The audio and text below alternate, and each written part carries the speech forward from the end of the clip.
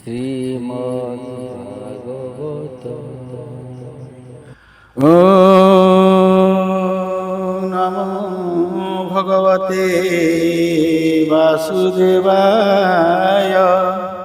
শ্রীমদ্ ভাগবত ষষ্ঠ স্কন্ধ একাদশ অধ্যায়। একাদশরে ইন্দ্রপুত্র কথোপকথନ বিଚିত্র। কহନ୍ତି শুক ব্রহ্মবেতা ইন্দ্রবৃত্তর যুদ্ধ কথা। শ্রীশুক উবাচ স্বামীর ধর্ম কথা ভূতে আরতে নঘে নীলে চিতে। শুনি ସମସ୍ତେ পলাইলে সভয়ে সংগ্রাম ছাড়িলে। କାଳାନୁକୂଳ ଦେବଗଣେ ଅସୁରଙ୍କର ସୈନ୍ୟମାନେ। କାଳ ପ୍ରତିକୂଳରୁ କରି ଅନାଥ ପ୍ରାୟ ସେ ଆଚରି। ଗରୁଡ଼ ପନ୍ନଗକୁ ଧରି ତେସନେ ଦେବେ ଦୈତ୍ୟ ମାରି। ସକଳେ ଇତସ୍ତତ ହୋଇ ପଳାନ୍ତି ପ୍ରାଣ ଭୟ ପାଇ। ଏମନ୍ତ ଦେଖି ସୈନ୍ୟଗଣ ଅସୁର କୋପ ଗରୁଟାଣ। ଦେବଙ୍କୁ ଆବୋରି ଆପଣେ ବର୍ଷନା କରଇବହନେ। ପଳାଉଛନ୍ତି ଯେ ଅସୁର ତାଙ୍କ ପଛରୁ କିମ୍ପା ମାର। ଭୟେ ପଳାନ୍ତି ଯେଉଁ ଜନ ତାଙ୍କ ବଧ କି ଭଲ ମଣ। ଏମନ୍ତ ବଳବନ୍ତଙ୍କର ସ୍ୱର୍ଗ ପ୍ରାପତ ଯେ ଦୁସ୍ତର। ଏଣେ ବୋଲିଣ ତାଙ୍କୁ କହି ଦେବଗଣଙ୍କୁ କ୍ରୋଧ ବହି। ଆତ୍ମା ଶରୀର ପ୍ରକାଶିଲା ଦେବଙ୍କୁ ଭୟ ଦେଖାଇଲା। ଅସୁର କଲା ଘୋର ନାଦ ବ୍ରହ୍ମାଣ୍ଡେ ପୁରିଲା ଶବଦ। ଲୋକେ ହୋଇଲେ ହତ ଜ୍ଞାନ ଦେବେ ଶୁଣିଲେ ତାର ସ୍ୱନ। ସେ ନାଦ ଶୁଣି ଦେବଗଣେ ମୂର୍ଚ୍ଛିତ ହେଲେ ତତକ୍ଷଣେ। ବିକଳେ ପଡ଼ିଲେ ଭୂମିରେ ବଜ୍ର ପଡ଼ିଲା ଯେହ୍ନେ ଶିରେ। ଚକ୍ଷୁ ବୁଜିଣ ଦେବଗଣେ ପଡ଼ିଅଛନ୍ତି ଘୋର ରଣେ। ଦୁର୍ମଦରଣ ରଙ୍ଗେ ବୀର ପାଦେ ମର୍ଦିଲା ବୃତ୍ରାସୁର। ଅବନି କମ୍ପେ ପାଦ ଭରେ ଶୂଳ ଘେନିଣ ନିଜ କରେ। ଭ୍ରମଇ ସଂଗ୍ରାମ ଭୂମିରେ ତେସନେ ମତ କରିବରେ। ତାହାଙ୍କୁ ଦେଖି ବଜ୍ରଧର କୋପେ କମ୍ପଇ ଥରହର। ମହାଗଦାରେ ଦେବବର ବୃତ୍ରକୁ କଲେ ସେ ପ୍ରହାର। ଦୁଃସହ ଗଦା ଆସିବାରେ ବୃତ୍ର ଧଇଲା ବାମ କରେ। ଇନ୍ଦ୍ରର ଗଦା ଘେନି କର ସେହି ଗଦାରେ ବୃତ୍ରାସୁର। ଐରାବତର କୁମ୍ଭସ୍ଥଳେ ଦାନବ ପ୍ରହାରିଲା ବଳେ। ତାହାର ଏ କର୍ମ ଦେଖିଣ ସକଳେ କଲେ ଧନ୍ୟ ଧନ୍ୟ। ବୃତ୍ର ଗଦାରେ ଐରାବତ ବଜ୍ରରେ ଯେହ୍ନେ ଗିରିହତ। ରଣେ ସେ ବିମୁଖ ହୋଇଲା ଇନ୍ଦ୍ରକୁ ଘେନି ବାହୁଡ଼ିଲା। ଅତ୍ୟନ୍ତ ହୋଇଣ ଆରତ ବାହୁଡ଼ି ଗଲା ଧନୁ ସାତ। ଚକିତେ ହୋଇ ଛନ ଚିତ ଏମନ୍ତେ ଦେବ ପୁରୁହୂତ। ବୃତ ଅସୁର ପୁନର୍ବାର ଇନ୍ଦ୍ରକୁ ନ କଲା ପ୍ରହାର। ଇନ୍ଦ୍ର ଅମୃତ ଶ୍ରାବିକର ଦେଇଣ ହସ୍ତି କୁମ୍ଭସ୍ଥଳ। ଆଶ୍ୱାସ କରି ଦେବବର ରହିଲେ ବୃତ୍ରର ଆଗର ସଂଗ୍ରାମ କରିବାର ଆସେ ଇନ୍ଦ୍ରକୁ ଦେଖି ନିଜ ପାଶେ ଭ୍ରାତାର ହନ୍ତା ବଜ୍ରାଦ୍ୟୁଧ ଦେଖି ଅସୁର କଲା କ୍ରୋଧ ସ୍ମରଣ କଲା ଭାତୃନାଶ ଶୋକ ମୋହେ ହୋଇ ବିରସ ବୋଲ ଇନ୍ଦ୍ର ମୋ ବଚନ ଶୁଣ ତୁ ହୋଇ ସାବଧାନ ବୃତ୍ରବାଚ ଭାଗ୍ୟବଶରୁ ତୁମହର ସଂଗ୍ରାମେ ମିଳିଲୁ ଛାମୁର ମୋହର ଭାତୃନାଶକାରୀ ଆଜ ନାସିବି ତୋର ଶିରି ମୋହର ଶୂଳେ ହୃଦ ତୋର ନିଶ୍ଚୟ କରିବି ବିଦାର ଯେଉଁ କାରଣେ ମୋ ଅଗ୍ରଜ ଅପାପୀ ଆତ୍ମଜ୍ଞାନୀ ଦ୍ୱିଜ ଖଡ଼ଗେ ଧରି ତାର ଶିର ଛେଦିଲୁ ତୁହି ଦୁରାଚାର ପଶୁର ପ୍ରାୟ କମାଇଲୁ ସ୍ୱର୍ଗ ଭୋଗକୁ ବାଞ୍ଛା କଲୁ ଲଜ୍ଜା ସମ୍ପଦ ଦୟା କୀର୍ତ୍ତି ସବୁ ଛାଡ଼ିଲୁ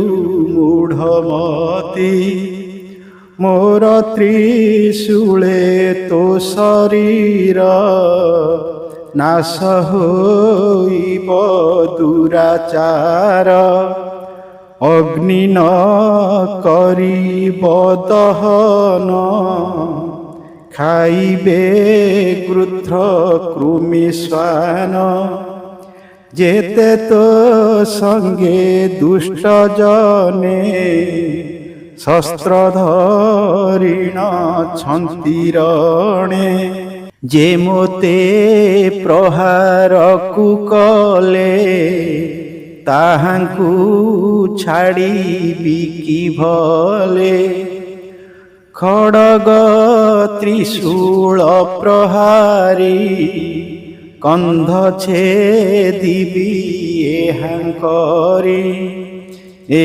ଅନନ୍ତରେ ପାଇ ଜ୍ଞାନ ଇନ୍ଦ୍ରକୁ ବୋଲଇ ବଚନ ଭୋ ଇନ୍ଦ୍ର ଦେବଙ୍କ ଠାକୁର କୁଳି ସେ ମୋର ଶିରହର ଆତ୍ମାକୁ ବଳି ମୁହିଁ ଦେବି ଧୀରଙ୍କ ଚରଣ ଭଜିବି ଭୋ ଦେବ ଦେବଙ୍କ ଈଶ୍ୱର ବଜ୍ର କି ପାଇଁ ନ ପ୍ରହାର ଅଗ୍ରେ ଯେ ଅଛି ଉଭା ହୋଇ ସଂଶୟ କର କାହିଁ ପାଇଁ ଗଦା ପ୍ରାୟ ବଜ୍ର ନମଣ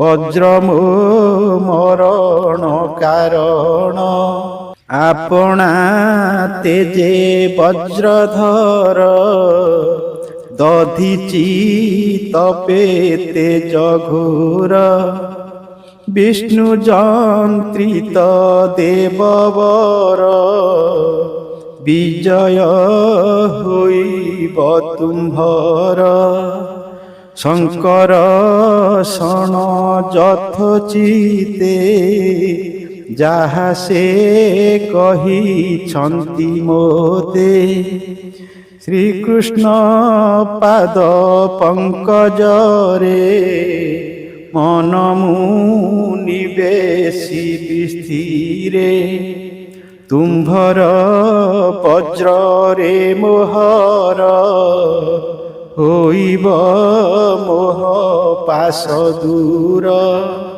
ଯେ ଗତି ଯୋଗୀ ଯୋଗେ ପାଇ ସେ ଗତି ପାଇବଇ ମୁହିଁ।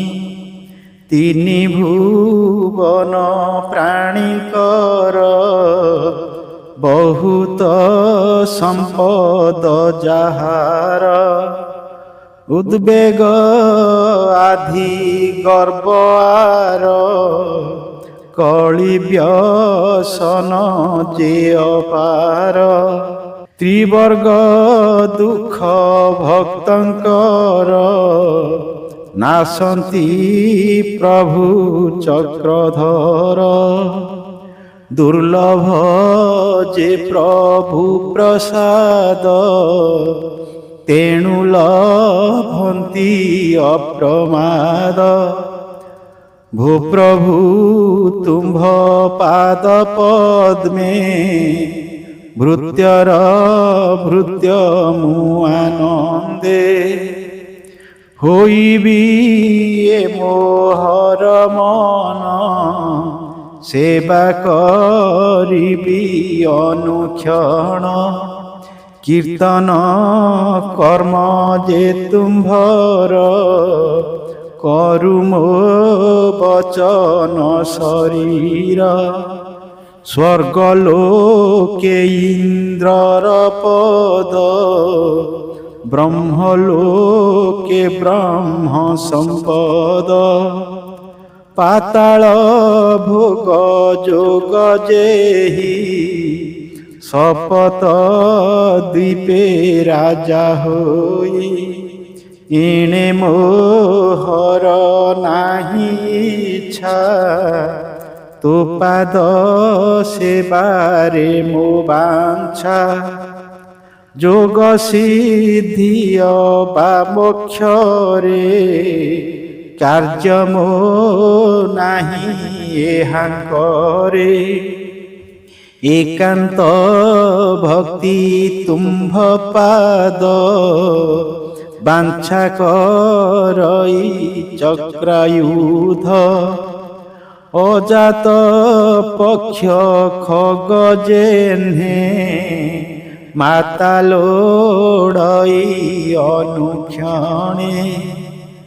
ক্ষুধার্থ হই ন বাছুরি মাতা স্তনকু ইচ্ছা করি।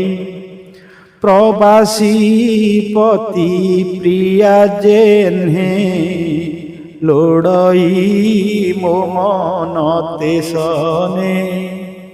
ভোনাথ দর্শন তোর হেউ এ আশা পূর্ণ কর। ভো প্রভু কমল লোচন তো পাদে রহু মোর মন। আপনা কর্ম বন্ধে জড়ি সংসার চক্রে অছি পড়ি। এমন্ত পাপী মুহি যহু উত্তম সাধু সঙ্গ হেউ। দ্বারাত নয় গৃহে মোর ও নাথ মন মন কর। ବୋଲଇ ଦାସ ଜଗନ୍ନାଥ ଇନ୍ଦ୍ରବୃତ୍ରାସୁର ଚରିତ। ଅସୁର ବାଣୀ ସୁଧାମୟ ଶୁଣି ସକଳ ପାପ କ୍ଷୟ।